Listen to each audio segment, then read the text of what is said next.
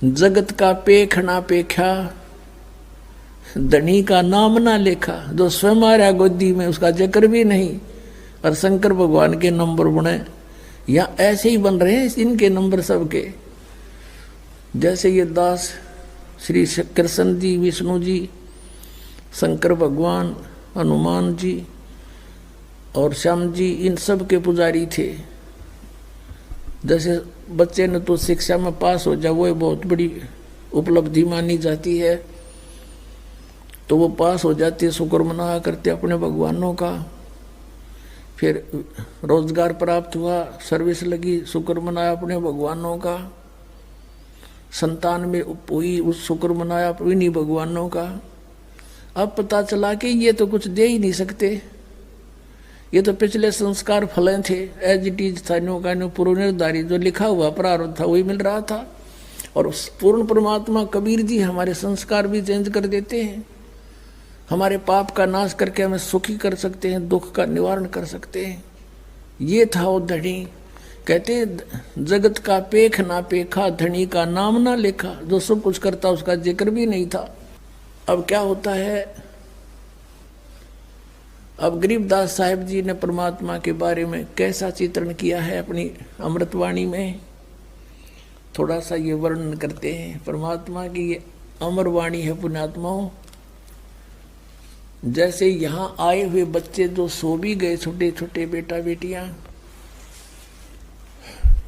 उनके ऊपर भी ये वाणी असर कर रही है, उनके अंदर बहुत कुछ प्रक्रिया कर रही है। जैसे एक सर्प डसा हुआ व्यक्ति मूर्छित हो जाता है और गार्डू एक मंत्र, एक सेंटेंस सा अपना सिद्ध कर देता है, उस मंत्र को बार बार बोलता रहता है शरीर के ऊपर, वो ना वो तो अचेत पड़ा है, और उसके बोलने से, उस वाणी के मंत्र के प्रभाव से वो विष रहित होकर के सचेत हो जाता है। और ये वाणी तो सब सिद्ध है परमात्मा सतपुरुष की, और हमारी आत्मा असंख्य जन्मों से सनी पड़ी है इन पापों से। प्रारब्ध के पाप भी बिना गिनती के हैं, और इस वाणी के रह रहकर पाठ और सुनने और सुनाने से, करने से ये आप किसी का ना भी समझ माती पशु पक्षी चींटियों पर भी असर करेगी, और इन बच्चों पर जो इन पर और शीघ्र करेगी, क्योंकि ये मनुष्य जीवन प्राप्त है। और ये जितने भी पशु पक्षी हैं, जीव जंतु, पेड़ पौधे, घास फूस, ये सभी जीव हैं, ये अपना कर्म भोग रहे हैं। इनके ऊपर भी परमात्मा की यह अमर कथा असर करेगी। इनको शीघ्र अब मनुष्य जीवन मिलना शुरू हो जाएगा। और कलयुग में जहाँ जहाँ इस मालिक की वाणी का प्रचार इब तक ढूंढा ठाओगा परमात्मा, क्योंकि मोबाइल बनवा दिए दाता ने, इसी चिप बनवा दी, इसमें 40 घंटों का सत्संग अमरवाणी आ जाती है। और जहाँ भी कोई बच्चा, जैसे यहाँ देखता है दास कोई बेलदारी कर रहा है अपना, यहाँ कोई सेवा करने आ रहे हैं, मोबाइल चल रहा है, काम कर रहे हैं, खेतों में भी अपने जेब में मोबाइल चल रहा है और काम कर रहे हैं, वाणी वहाँ भी चल रहे हैं, सुन रहे हैं, मंत्र चल रहे हैं। तो जहाँ जहाँ ये वाणी फैलेगी उन सब का उद्धार होगा, इस सत्कर मान लेना, और मनुष्य जीवन प्राप्त होगा।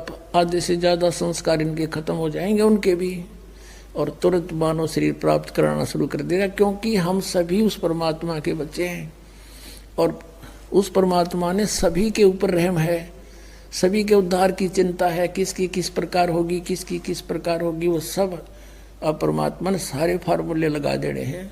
क्योंकि अब ये वो मोक्ष समय आ गया जो परमात्मा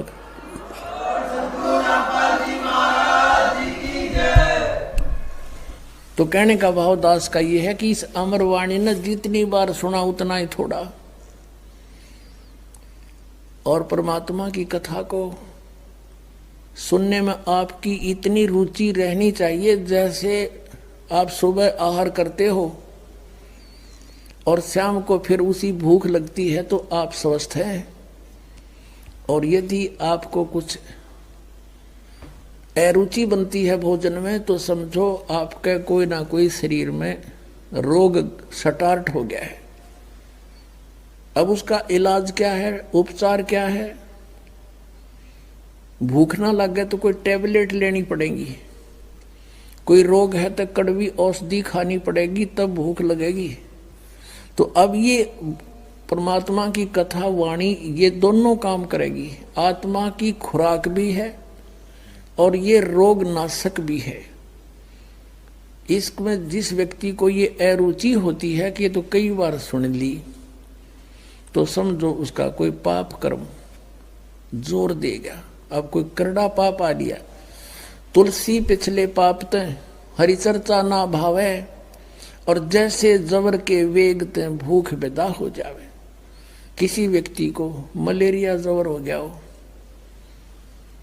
और उसको भूख नहीं लगती, काजू किस्मत सेब संतरे रोटी प्रतिदिन जो आहार करते हैं वो भी कड़वी लगती है।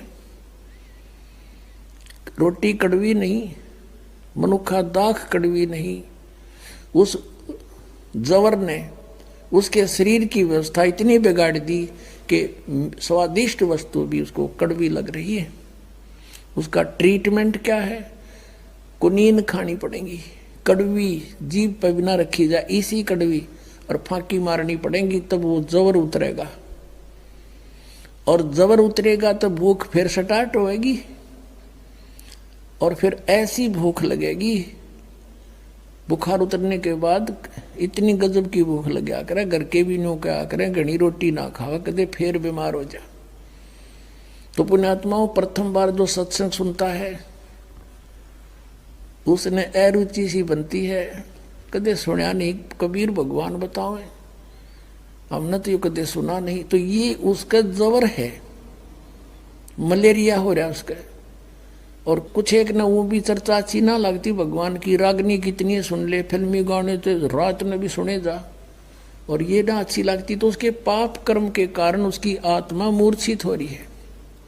वो ग्रस्त है उस जवर से, पाप के जवर से, और पाप कटेंगे इस अमृत की वाणी, अमृत वाणी के ट्रीटमेंट से। और फिर वो व्यक्ति हिम्मत सी करके ये वचन सुन ले भगवान के सत्संग के, ये फांकी मार ले और 5-4 सत्संग ना चाहते हुए भी सुन दे। जैसे ये गोलियां कोई खाकर, बट्टी जो खाकर राजी है कोई, पर हंगासा करके खानी पड़ती है, और फिर रंग लाती हैं, बुखार उतार देती हैं।